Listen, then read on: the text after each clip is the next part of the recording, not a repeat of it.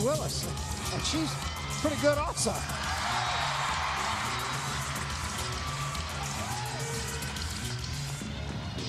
You're wondering what a gymnast feels like when the 10 right before they go.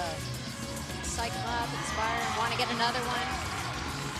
It's hard not to think those thoughts, I have to admit. You do think them. What an athlete Onnie Willis is. Strong, powerful, consistent, and then brings the flair of performance.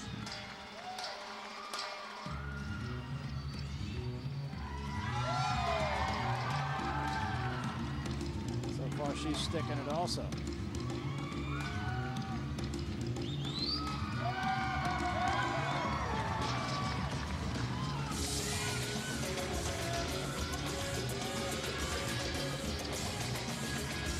Just watching her coach right now.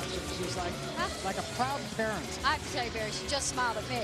Okay, it was cool. I just happened to make eye contact with her, so it's fun. It's great to compete in front of your home crowd, and this is an amazing audience. They have been wonderful to everyone. Yeah, they're louder for UCLA, as they should be, but they are gracious and wonderful to all the teams here. Onnie Willis really working the room here. That was great.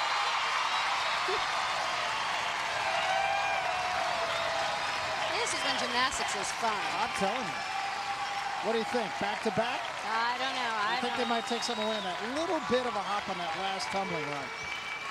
Yeah, you can always, you know, everybody always asks about the 10. You know, I see a little thing here. A 10 serves two purposes. Sometimes it is for perfection, where we can't find fault, and sometimes it's to rank the gymnasts there. If they're the equivalent of what just went before them or better, then you have to go with the same or higher. So sometimes they just have to go to a 10. But it was sensational. And I think, okay, she's, I'm watching the judge over there. Oh, well, we'll see. Not going to be that's a 10. what it should be, really. 9.95. Yeah. One judge gave her 10. The other judge went 9.9. The audience is politely booing. Politely booing. So a tremendous job and floor exercise by UCLA. And incidentally, during all of that, Stanford on beam quietly had a very good time on beam as well. He had 9.85, 9.8, 9.925, 9.95, 9.975. So that's excellent. Pretty darn good. Good scores over there.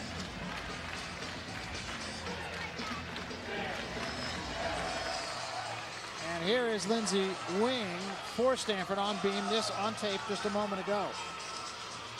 Lindsay scored the school's first 10-0 on beam this season. She is consistently their best here, and this is a very strong beam team. As you heard the scores, Lindsay is so flexible, very artistic, very fluid.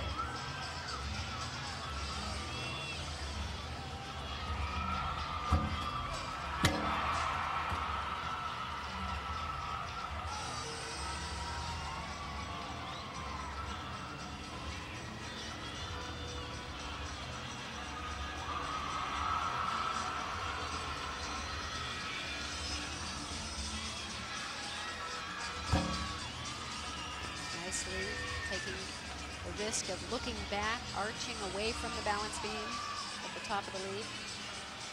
Anytime you take your eyes off the balance beam like that, just adds a little more risk.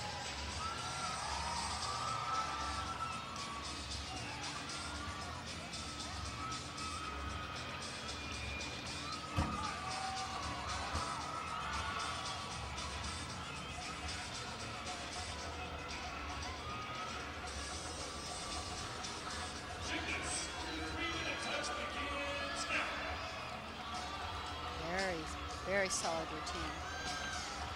What a way for Stanford to finish off the rotation. A good landing. Sure was. 9.975 was the score for Lindsay Wing on that. They did finish off an excellent rotation on beam for the Stanford Cardinals. But UCLA are really writing the book here in the Pac-10 Championship. We'll come back, rotation 6, after this. We go to the bars. Margaret Wojciak of Arizona State.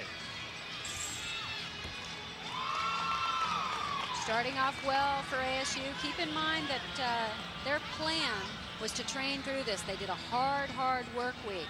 They still want to do well here. They want to be competitive with UCLA. Haven't been quite as intense as they need to be on the landings, really attacking them. But you could definitely see the hard work in their gymnastics. It's a much better team, a much fitter, stronger team than years past. Not a bad landing, a little bit about a half step. So Wojciak will set the tone as we look at Kari Muth of Mesa, Arizona. They're ranked 3rd in the nation overall. Very exciting position for them heading into regionals, NCAAs, where they want to be back at the Super 6 finals.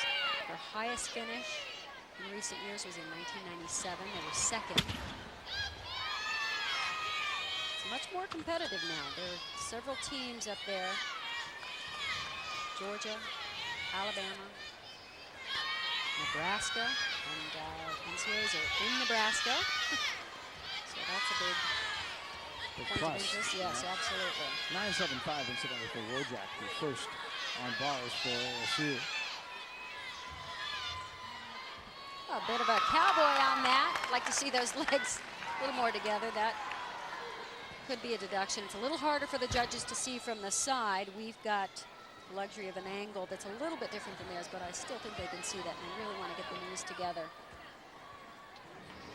Here's our pride of the pack, and that is Kari Muth, who we're just about to see. And Kari spending as much time, obviously, in the classroom as she is on the gym mat. 3.93 in business finance. She's a sophomore, as we said, from just down the road from ASU in Mesa, Arizona. And she is our State Farm pride of the pack. There's Kari.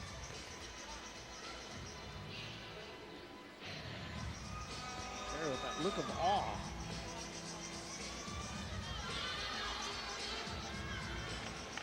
Ashley Kelly now of Arizona State on bars. Had a huge meet where she recorded 2 10s on her way to a school record in the all-around, 39.875, awfully close to a 40. She broke Maggie Germaine's record by 1/10 of a point.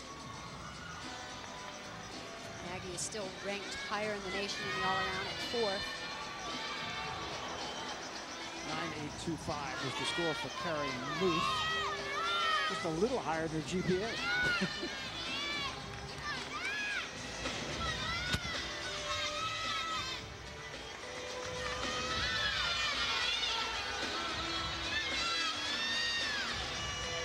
Inverted giants. Starting to see those more and more in college gymnastics and pirouetting in and out of them. It's exciting to see, a little raise in difficulty level. Off scoring just a little bit.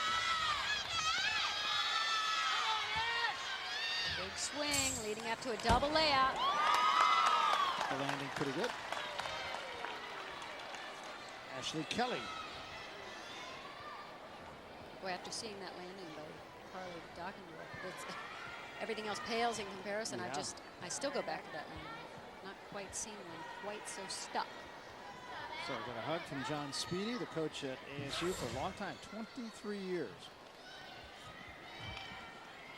All right, Anthony, you didn't tell me that. I just understand. Look at All this right. dismount. Really picking up momentum to try and lift this thing way up and get stretched out. Legs came apart a little in the second somersault.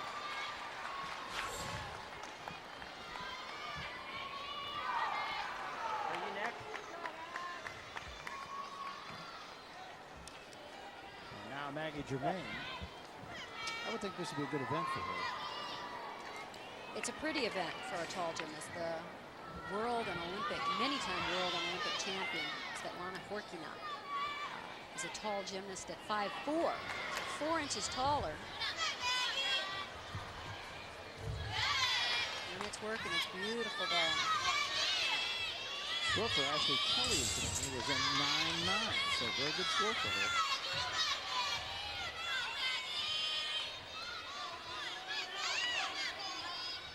That's when it's pretty. Those handstands look really long and nice. You have to raise the bar up for her. Whoops, had to pike down that double layout, though. That's when your long body you wish you could shrink about 10 inches, real quick like, and then be long again on the landing. The longer the body, the harder to rotate, especially in a stretched position. Another look here. This is pretty, though. Reverse hacked, otherwise known as a Kachev.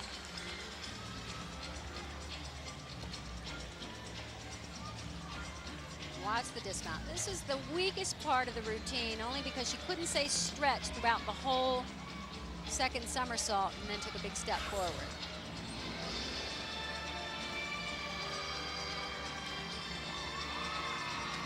Doesn't look too happy about it. Maggie Germaine.